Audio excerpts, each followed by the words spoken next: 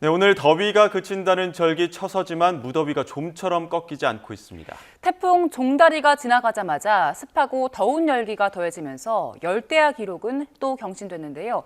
더위가 언제까지 이어질지 공항진 YTN 재난위원과 짚어보겠습니다. 나와 계십니까? 네, 안녕하세요. 네, 안녕하십니까. 저희가 여러 차례 질문 드리긴 했습니다만 밤새 또 열대야가 나타났습니다. 열대야 이렇게 길어지는 이유부터 좀 다시 한번 짚어볼까요? 그러게요. 오늘이 절기상 처서인데 절기가 무색하다라는 표현이 있죠. 그 표현이 아마 더욱 적합한 오늘 같습니다. 오늘 서울 최저 기온이 28도까지 올랐어요. 지난주에 28도를 넘다가 조금씩 내려가다가 다시 오른 건데 한마디로 말씀드리면 어제 지나간 태풍 종다리와 무관하지 않죠. 어제 태풍이 지나가면서 비를 많이 뿌리긴 했지만 더운 공기까지 갖고 왔거든요. 그래서 더운 공기가 머물게 되면서 기온이 떨어지지 않았고요. 그 다음에 이제 수증기를 많이 머금고 있기 때문에 비구름이 비를 뿌리면서 공기 중에 수증기의 양도 늘었고 남쪽에서 많은 수증기가 또 공급됐기 때문에 이런 높은 습도가 기온이 이렇게 낮아지지 않는 주요 원인이라고 볼 수 있겠습니다. 예, 보통 처서 지나면 날씨가 선선해진다고 해서 우리가 처서의 마법이다 이렇게 표현을 하기도 하잖아요. 이게 근거가 있는 표현입니까?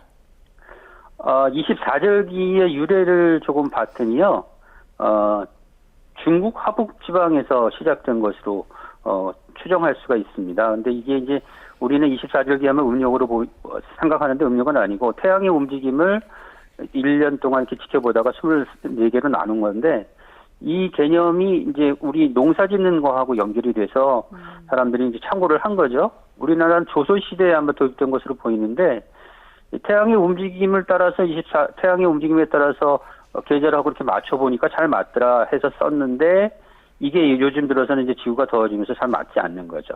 예를 들면 이제 입추 같은 경우에는 8월 상순인데 가을이 시작된다고 보기에는 너무 더울 때죠. 폭염의 한 가운데 있을 때고 처서의 경우가 이제 오늘 처서인데 한 8월 하순에 나타나는데 이때만 해도 이제 최근까지만 해도 아침 기온은 좀 떨어졌어요. 그래서 처서가 좀 가을의 절기고 의미가 있는 게 아니냐 이렇게 봤는데 최근에는 이제 아침 기온이 오르면서 이것도 무색해졌고요. 이 처서 다음 절기가 백로입니다. 백로가 9월 초순인데 이슬이 맺히는 시기라고 해서 백로인데 아마도 처서보다는 이제 백로가 가을의 절기를 가을을 시작한다는 절기로 사용하기가 더 적합한 것 같습니다. 예. 이 정도면은 절기를 좀 바꿔야 되는 거 아니냐 이런 이야기까지 나옵니다. 특히나 이제 처서 같은 경우에 절기를 바꾸기는 좀 어렵겠고요. 절기 이제 우리가 가을의 의미로 사용하는 절기를 이제 입추는 사실 가을로 보기는 어렵고요. 조금 전에도 말씀드렸지만 이제 백로 정도는 돼야 가을이다라고 볼 수가 있겠습니다. 그 백로 정도라고 한다면은 앞으로 며칠 동안은 계속 또 열대야 이어진다 봐야 되는 거죠. 그러니까 9월 상승 올해 같은 경우는 이제 백로가 9월 7일이에요.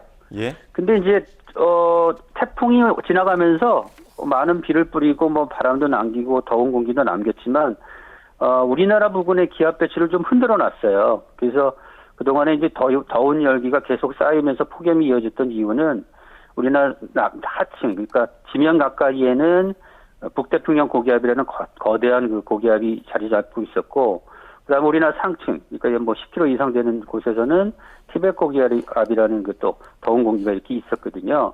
태풍이 지나면서 그걸 좀 흔들어 놔서 북태평양 고기압은 조금 일본 쪽으로 좀 내려가는 추세고요. 그다음에 티베트 고기압은 이제 서쪽 중국 쪽으로 빠지는 추세입니다. 그래서 앞으로 덥긴 하겠지만 한 열흘 정도만 좀 고생하시면 될 것 같고 특히 이제 일요일 날 오늘 내일 비가 오면서 이제 기온이 좀 떨어져서 일요일 날 같은 경우는 서울 등 일부 도심 그리고 수원, 광명 이렇게 사람이 많이 사는 곳 아니면 수도권에서도 이제 열대야가 잠시 사라질 것으로 그렇게 전망이 되고 있습니다. 그리고 다음 주로 들어서면 아침 기온이 조금씩 떨어지는 추세가 이어질 텐데 다만 안타까운 거는 서울 등 이렇게 큰 대도시는 열이 많이 쌓여 있습니다. 그래서 다음 주에도 열대야가 한 일주일 정도는 더 이어질 것으로 그렇게 전망이 되고 있습니다.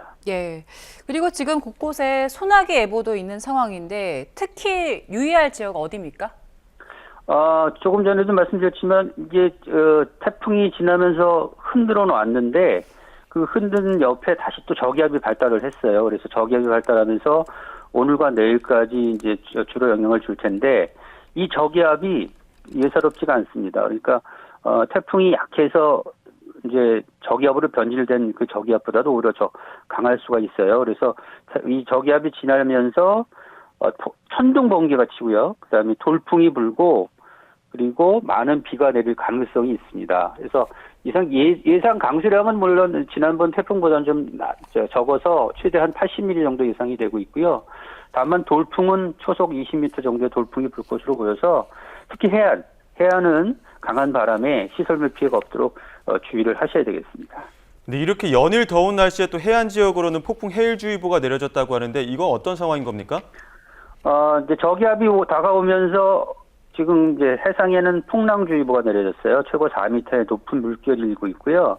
그 다음에 저기압이 발달하면서 역시 지난번 태풍과 마찬가지로 이제 바닷 물결이 좀 높아지는 현상이 생겼거든요. 거기에다가 지금 내일까지가 우리가 좀 인력이 강한 달의 인력, 달이 끌어다니는 힘이 센 그런 시간이거든요. 그래서 대적이라고 하는데 이럴 때는 이제 밀물이 들어올 때 물의 높이가 좀 높아집니다.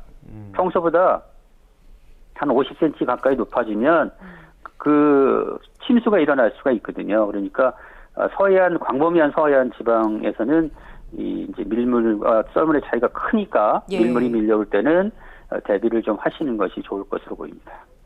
예, 일단 서해안 지역에 계신 분들은 좀 주의를 하셔야 되는 상황인 것 그렇죠. 같고요. 해안은 이제 그 너울도 영향을 받고 그다음에 높은 풍랑도 있고 거기다 강한 바람도 있어서 대비를 많이 하셔야 되겠고요. 예. 내륙에 계신 분들은 이제 강한 비가 짧은 시간에 쏟아질 가능성이 있고 그때는 또 천둥 번개까지 칠 것으로 보이니까 오늘은 좀 날씨에 대한 대비를 하시는 게 좋겠습니다. 지금 날씨가 굉장히 빠르게 막 바뀌어요. 그래서 예.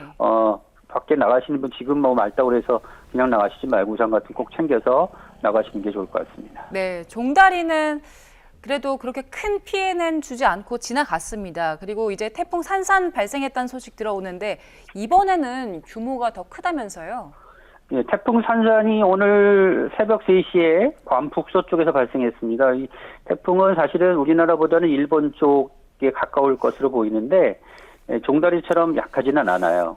뭐 발달 단계가 생길 때는 종다리와 비슷한 규모로 세력으로 생겼는데 이게 이제 올라오는 곳이 고수온 해역, 태풍의 에너지를 많이 주는 해역을 통과하거든요. 그래서 이 태풍이 일본 오사카 쪽으로 올라올 가능성이 있어요. 근데 이 태풍이 속도가 매우 느립니다.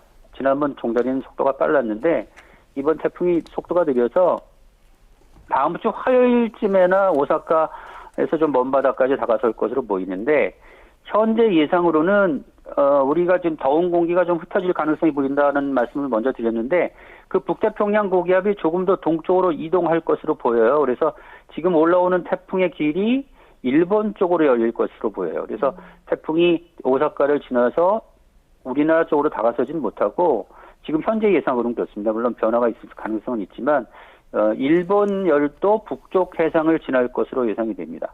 이럴 경우에 우리나라는 직접적인 영향은 없겠지만 다만 이제 태풍이 몰고 오는 동풍이 있어요. 바람이 이제 동쪽에서 바람이 부는데 이런 경우에는 이게 태백산맥을 넘으면서 서울 등 이렇게 수도권이나 또는 서쪽 지방의 기온을 높이거든요. 그래서 일요일날 잠시 내려갔던 기온이 다음 주 중반쯤 태풍이 몰고 오는 동풍으로 인해서 다시 기온이 오를 것으로 보여서 이래저래 폭염은 8월 말까지는 이어질 가능성이 높다. 그렇게 보시면 될 것 같습니다.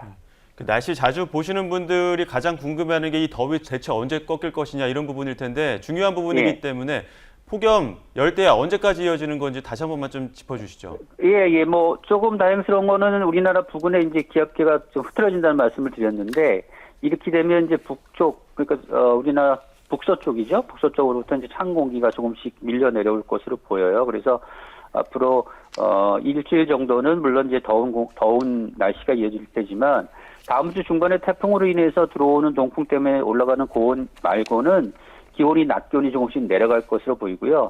예. 아침 기온은 다음 주 같은 경우에는 사실 열대야가 있는 지역이 좀 줄어들 것으로 보여요. 그러니까 서울 등 수도권이나 뭐 대구나 이렇게 아주 밀집 지역, 인구가 많이 모여 있는 도시 지역은 열대야가 이어지겠지만 그 밖에 지역, 조금 조그만 중소도시라든지 또는 녹지가 많은 산이라든지 이런 곳은 이제 열대야에서는 좀 벗어날 것으로 예상이 되는데, 다만 체감적으로 덥다, 이제 너무 더워, 이런 더위를 느끼는 것은 8월 말까지는 좀 이어질 것으로 보이고요. 다만 공기 자체가 조금씩 바뀌기 때문에 이제는 하늘을 보면 이거 가을 오는 거 아니야? 뭐 이런 식의 느낌을 다음 주면 조금씩 받을 것으로 그렇게 기대를 하고 있습니다. 예, 알겠습니다. 여기까지 듣겠습니다. 지금까지 공항진 YTN 재난위원과 함께했습니다. 고맙습니다. 네, 감사합니다.